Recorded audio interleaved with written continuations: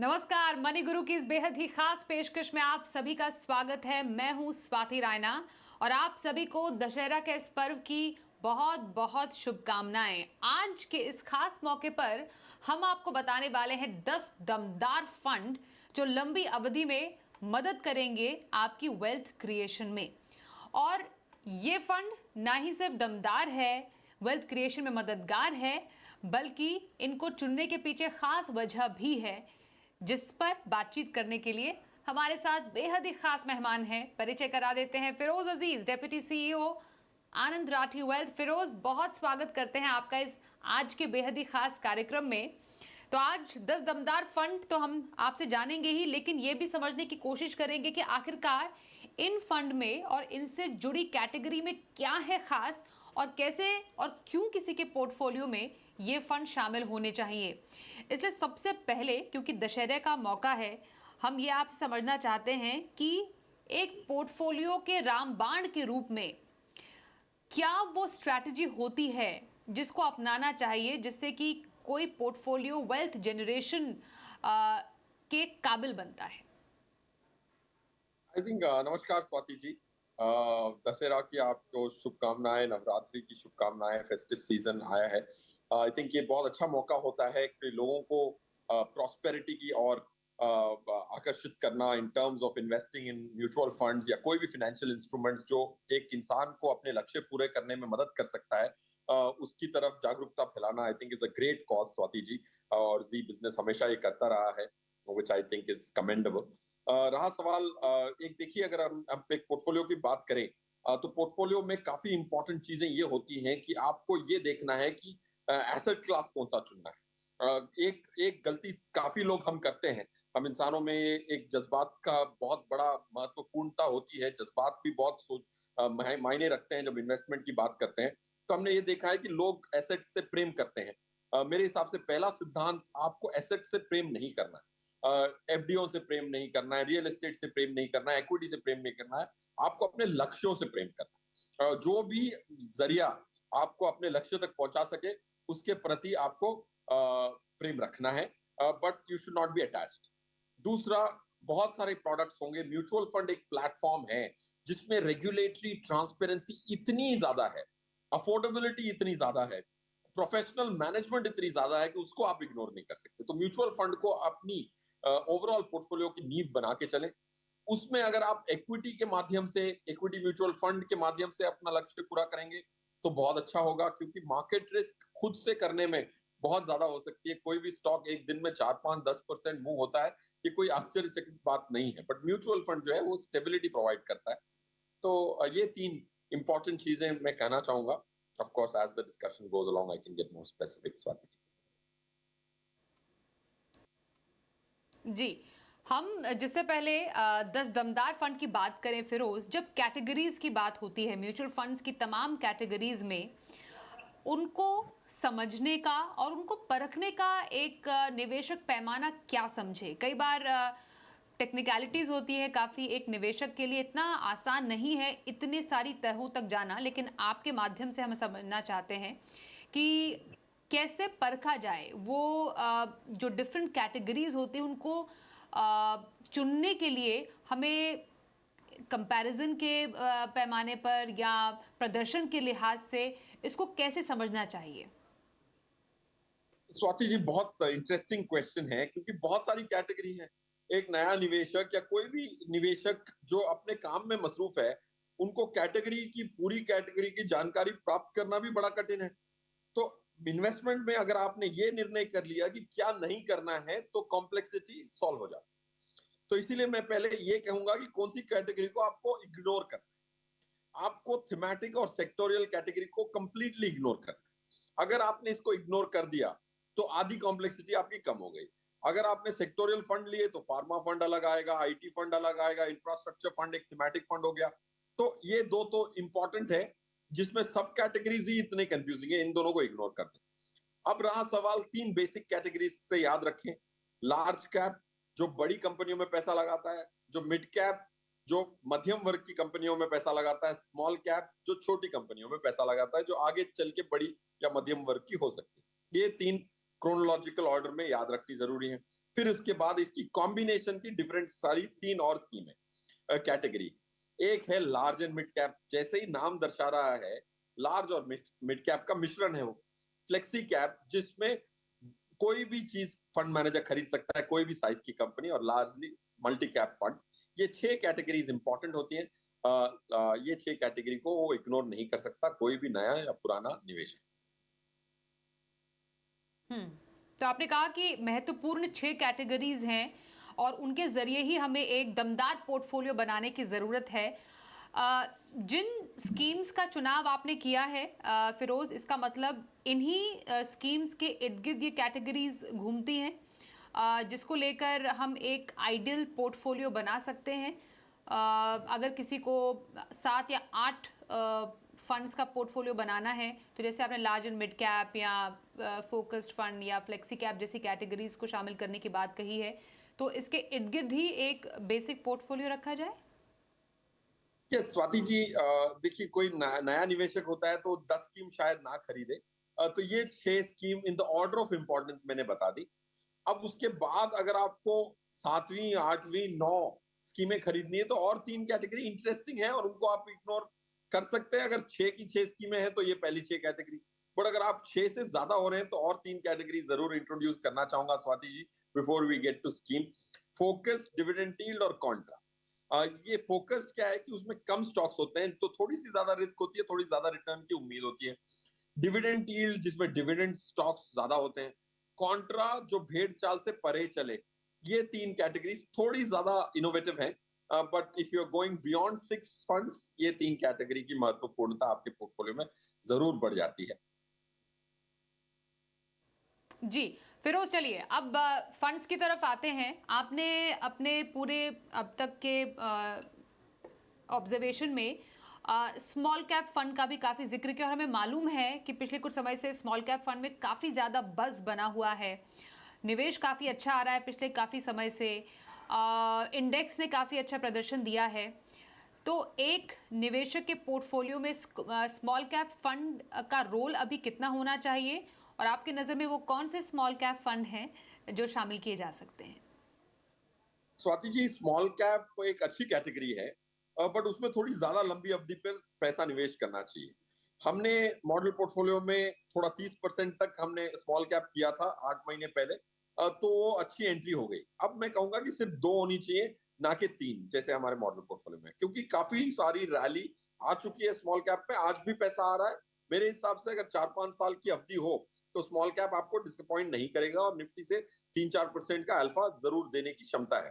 तो 2 ही कैटेगरी, 2 ही स्कीम्स होंगी small cap में, आदित्य बिरला स्मॉल कैप और एचडीएफसी स्मॉल कैप। एक छोटी स्कीम है, एक बहुत बड़ी स्कीम है। एचडीएफसी स्मॉल कैप एक बड़ी स्कीम है, आदित्य बिरला स्मॉल कैप एक छोटी स्कीम है। उसमें एजिलिटी है, उसमें स्टॉक्स दोनों में ऑलमोस्ट एक बराबर है in terms of number, but sizes are different. दोनों की स्टाइल्स अलग हैं। एक बहुत पीएमएस मैनेज करते थे, वो अब विशाल, वो अब फंड मैनेजर हैं Aditya Birla small cap fund के 1 अप्रैल 2022 से। तब से हमने उसको पोर्टफोलियो में शामिल किया। Chirag Setalvad HDFC small cap को अर्जों से मैनेज कर रहे हैं। तो very different styles of management, एक छोटा एक बड़ा स्कीम। स्मॉल कैप में 2 category, 2 schemes in the same category Swati ji. Okay, तो स्मॉल कैप की हमने चर्चा की और 2 फंड्स फिरोज के नज़र में जो कि पोर्टफोलियो में शामिल करने के लिए अच्छी पिक साबित हो सकती है। एक कैटेगरी जिसके बारे में बात और चर्चा करना ज़रूरी है वो large and mid cap category है फिरोज, क्योंकि लार्ज और मिड कैप में इसमें निवेश करना ज़रूरी तो है ही, लगभग 35% लेकिन जो बाकी का लगभग 30% बचता है उसमें स्वतंत्रता होती है कि आप मिड, लार्ज या फिर स्मॉल कैप में निवेश कर सकते हैं। तो जो एक ट्रेंड है इंडस्ट्री का, लार्ज एंड मिड कैप जो फंड होते हैं वो किस तरीके से बिहेव करते हैं? यूजुअली जो बचा हुआ एक परसेंटेज होता है, कहाँ पर ज़्यादा निवेश किया जाता है जिससे ज़्यादा से ज़्यादा फायदा निवेशकों को हो? आई थिंक वो जो स्वतंत्रता की आपने बात की, 30% पोर्शन, 25% पोर्शन जो एजाइल होता है, जो मूव हो सकता है, वो काफी डायनामिकली मैनेज करते हैं थोड़े फंड मैनेजर। आई थिंक उन्हीं का चुनाव करना चाहिए हमें। जैसे एसबीआई फंड हाउस है, उनके जो सीआईओ हैं वासन, आर श्रीनिवासन, वो काफी करेजियस हैं अपने कॉल्स में।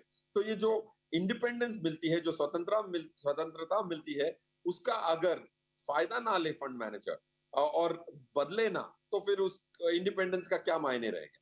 तो पॉइंट वन, काफी बार इंडिपेंडेंट फंड मैनेजर्स, काफी courageous fund managers almost they turn it over its head. तो इसीलिए SBI large and mid cap category, but ज्यादातर इन नॉर्मल कोर्स ज्यादा लार्ज कैप रहता है, और जो एजाइल पोर्शन होता है वो भी लार्ज कैप में झुका हुआ होता है। बट ऐसा समय आता है जब आपको मिड कैप में अपॉर्चुनिटी दिखती है, जब अंडर परफॉर्मेंस होता है मिड कैप में, तब आपको मिड कैप में जाना होता है। और सेबी ने इंसान की, इन्वेस्टर की लाइफ इतनी सिंपल कर दी है कि पहले 100 स्टॉक को लार्ज कैप करार दिया गया, अगले 150 को मिड कैप करार दिया गया। तो ये जो 150 कंपनियां हैं, काफी बार ये ओवर वैल्यू हो जाती है या अंडर वैल्यू हो जाती है। तो इसीलिए एक large and mid cap category में फंड मैनेजर काफी बदलता है, और specially SBI large and mid cap ने ये दर्शाया है कि वो हिम्मत रखता है कि अपनी कन्विक्शन पे वो पोर्टफोलियो को ड्रामेटिकली चेंज कर पाए। मनी गुरु का आज का एक खास कार्यक्रम 10 दमदार फंड की चर्चा कर रहे हैं आनंद राठी वेल्थ के फिरोज अजीज से। फिरोज, क्योंकि जब हम एक फ्रीडम की बात करते हैं कि एक फंड मैनेजर के पास ये मौका होता है कि अपने निवेशकों को बेहतर से बेहतर स्टॉक और अपॉर्चुनिटीज़ दें, इसमें फ्लेक्सी कैप फंड की चर्चा करना बेहद ज़रूरी हो जाता है, क्योंकि इसमें भी लार्ज, मिड और स्मॉल कैप तीनों में निवेश होता है। लेकिन फंड मैनेजर के पास यहाँ पर भी एक फ्रीडम है कि वो चुने कि किस में कितना उसको एलोकेशन करने की ज़रूरत है, क्योंकि एक डायनेमिक ओपन इक्विटी स्कीम है और इक्विटी में कम से कम 65% का निवेश है। तो फ्लेक्सी कैप फंड, इसके क्या फ़ायदे हैं और एक पोर्टफोलियो में लगभग कितना प्रतिशत होना चाहिए किसी के ये ऐसा कैटेगरी? स्वाति जी, ये फ्लेक्सी कैप जो कैटेगरी है, ये लार्ज कैप कैटेगरी को रिप्लेस करने की क्षमता रखती है।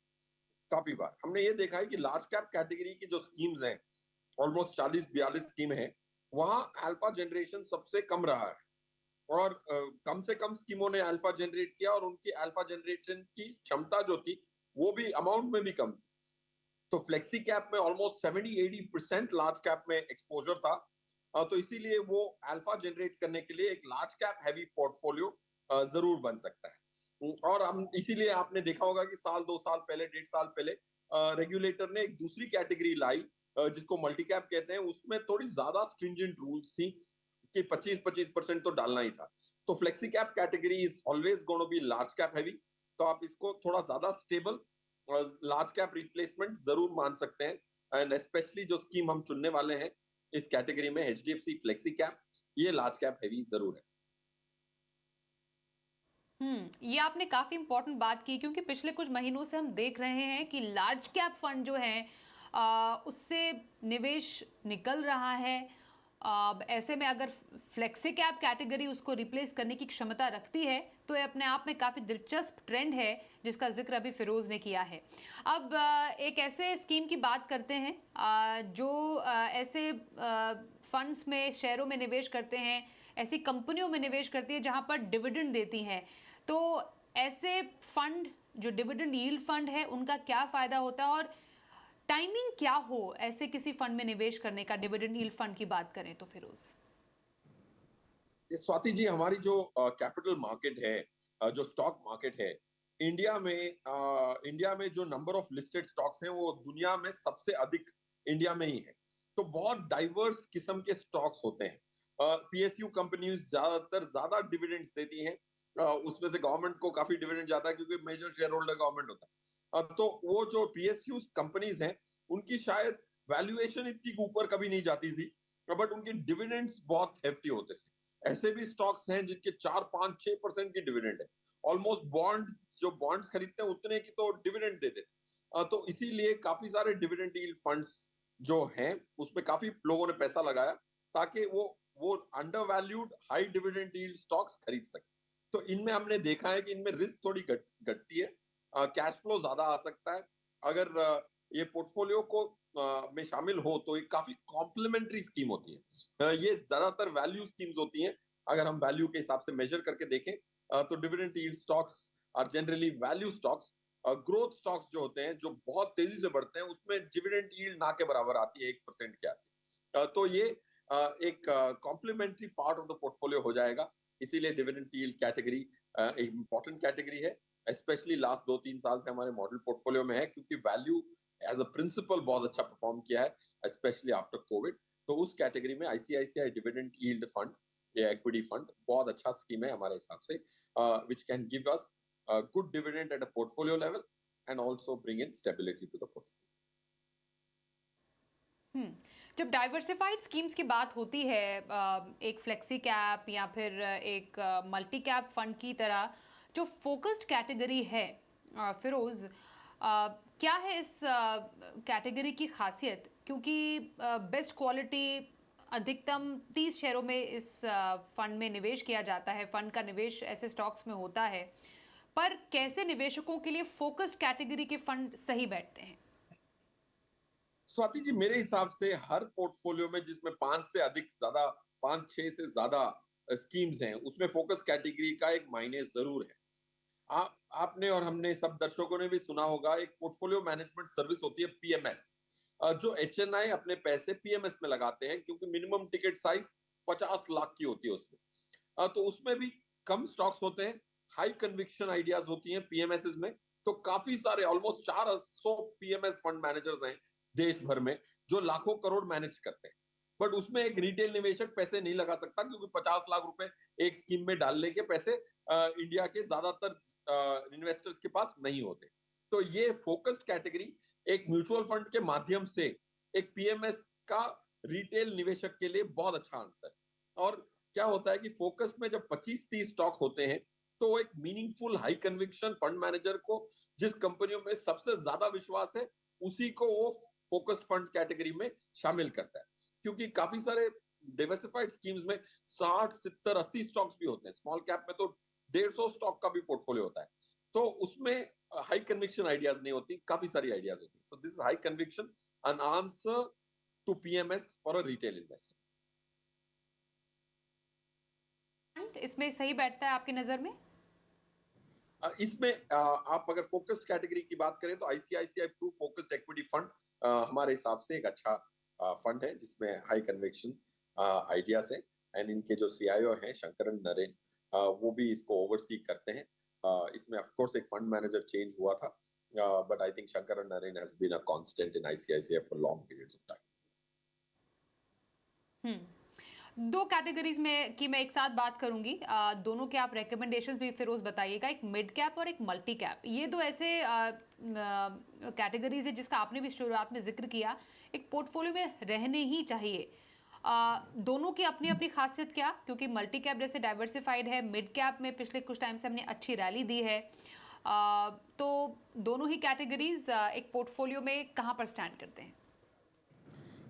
क्विकली अगर मैं बताऊं, तो मिड कैप कैटेगरी एक इंपॉर्टेंट कैटेगरी है, क्योंकि इसकी जो यूनिवर्स ऑफ इन्वेस्टिंग है 80%, 150 स्टॉक्स है, 100 से लेके 250 तक। एक इंपॉर्टेंट कैटेगरी इसीलिए कहूंगा कि ये जो 150 स्टॉक्स हैं, ये बहुत इंपॉर्टेंट हैं, इसीलिए क्योंकि इसमें से काफी सारे लार्ज कैप बनने वाले हैं अगले 8-10 सालों में। और जो निफ्टी कंपनीज भी इसमें से निकलेंगी 10 साल बाद की निफ्टी कंपनीज में, शायद इन 150 में से 5-10 निफ्टी कंपनियां यहां से आए। तो मिड कैप एक फ्यूचर इन्वेस्टिंग जरूर होगा। इसमें कोटक इमर्जिंग इक्विटीज मैं रेकमेंड करूंगा, पंकज टिब्रीवाल जी का फंड है। उनकी बॉटम अप स्टॉक पिकिंग काबिलियत जो है, उन्होंने साल दर साल उन्होंने दर्शाई है। और इसमें थोड़ा अंडर परफॉर्मेंस आया है बेंचमार्क के अगेंस्ट, क्योंकि मिड कैप कैटेगरी काफी रनअप की है। तो ऐसे रनअप में थोड़ा फंड मैनेजर लैकलस्टर परफॉर्मेंस आता है, but I think that will turn around. और मल्टी कैप कैटेगरी में कोटक मल्टी कैप और quant active multi cap, quant active fund, जो भी एक दो मल्टी कैप स्कीम्स हैं। मल्टी कैप में 25% लार्ज, 25 मिड और 25 स्मॉल में रखना अनिवार्य है फंड मैनेजर के लिए। और जो बाकी 25 बनता है, उसमें एक फंड मैनेजर डिस्क्रिप्शन होता है। दोनों एक कैटेगरी, सेम कैटेगरी के हैं।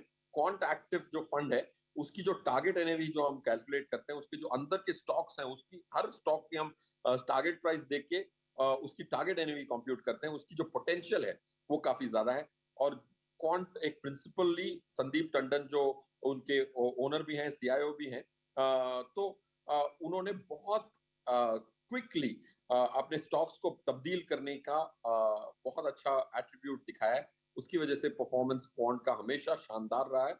आई थिंक वो बाय डिजाइन आउट परफॉर्म कर रहे हैं। तो सालों तक चलेगा, ये मेरा मानना है। और एक आखिरी मैं कैटेगरी आपसे क्विकली उस पर एक राय लेना चाहती हूँ, कॉन्ट्रा। मतलब जो मार्केट ट्रेंड के बिल्कुल एक विरुद्ध स्ट्रैटेजी रखता है, इसका फायदा अभी किसी के पोर्टफोलियो में कैसा रहेगा? एसबीआई कॉन्ट्रा, देखिए हमेशा एक फंड तो ऐसा होना चाहिए जो थोड़ा लोगों से परे चले, ताकि एक कॉन्ट्रेरियन, जो कॉन्ट्रेरियन मतलब भेड़ चाल से दूर, वैसा एक फंड जरूर होना चाहिए। दिनेश फंड मैनेजर है, एसबीआई कॉन्ट्रा हमारे पोर्टफोलियो में लास्ट 1.25 साल से है। काफी अल्फा जनरेट किया है इसने निफ्टी के अगेंस्ट। आई थिंक ये ट्रेंड कंटिन्यू होगा। इसकी अगर आप 3 ईयर की परफॉर्मेंस देखेंगे तो एक काफी स्टुपेंडस परफॉर्मेंस रही है। और दिनेश जो फंड मैनेजर हैं, ये छोटा स्कीम था, अब काफी कलेक्शन भी हुई है। But I think SBI Contra is one of the best Contra schemes, जो एक पोर्टफोलियो में शामिल होकर 4-5 साल तक एक कॉन्ट्रा स्कीम एक पोर्टफोलियो में रहने की जो क्षमता है, ये सिर्फ एसबीआई कॉन्ट्रा में है, क्योंकि it stands the test of time. Swati ji. जी, तो ऐसे दमदार फंड और उनकी कैटेगरीज क्या है उसमें खास, इस पर हमने चर्चा की। फिरोज, आपसे बहुत धन्यवाद हम करेंगे आपका हमारे साथ इस खास कार्यक्रम में शामिल होने के लिए। और शो को समाप्त करने से पहले आपको एक बार फिर से छोड़ जाते हैं उन तमाम 10 दमदार फंड्स के साथ जो पोर्टफोलियो में आप शामिल कर सकते हैं। धन्यवाद फिरोज आपका। देखते रहिए हमारी।